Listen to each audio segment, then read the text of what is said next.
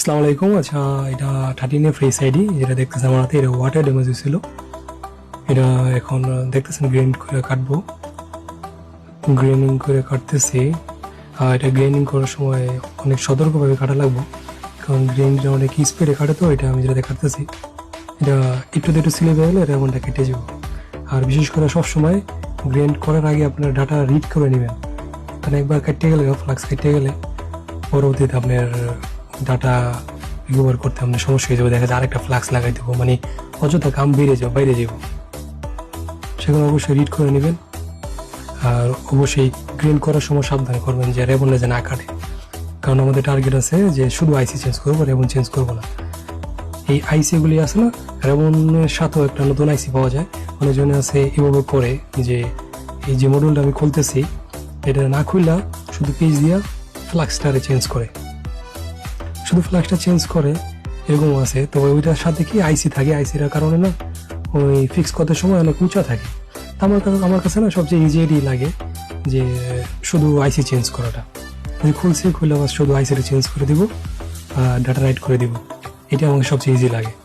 তো কমেন্ট করে জানাবেন কার থেকে কোনটা ইজি লাগে। এই দেখতেছেন আইসিটা উঠাবো এখন।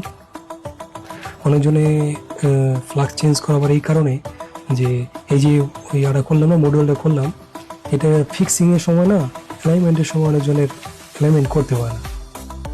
ওই কারণে অনেক সময় হাইয়ার লোয়ার আয় পড়ে, নট অ্যাভেলেবল আয় পড়ে, এইসব প্রবলেমগুলি দেখা দেয়। সেই কারণে অনেকজন আছে যে শুধু ফ্লাক্স চেঞ্জ করে, ফ্লাক্স বলতে রেবন চেঞ্জ করে, যেটা আইসির সময় লাগানো থাকে। আমি শুধু আইসি চেঞ্জ করি, এটা আমার কাছে কমফোর্টেবল লাগে, সবচেয়ে ভালো এটি আমার কাছে মনে হয়। এই যে দেখেন আমি রিড করে নিয়েছিলাম, এখন রাইট করতেছি, ডাটা রাইটও হয়ে গেছে, আইসিও নতুন লাগাই দিছি। এখন এটা অ্যালাইনমেন্ট করে বসাবো। আর অ্যালাইনমেন্টটা অনেক জরুরি, কারণ অ্যালাইনমেন্ট সঠিকভাবে না হলে ফেস আইডি কাজ করবে। আর এটা ফেস আইডি ওয়াটার ড্যামেজ ছিল, এটা গ্লাস পলিশ করেছিল মেশিনে, সেই কারণে এতে ওয়াটার ড্যামেজ হয়েছে।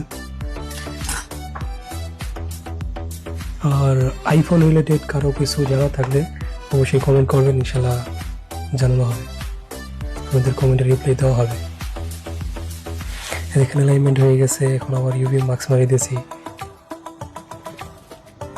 দেখতেছেন আলহামদুলিল্লাহ হয়ে গেছে।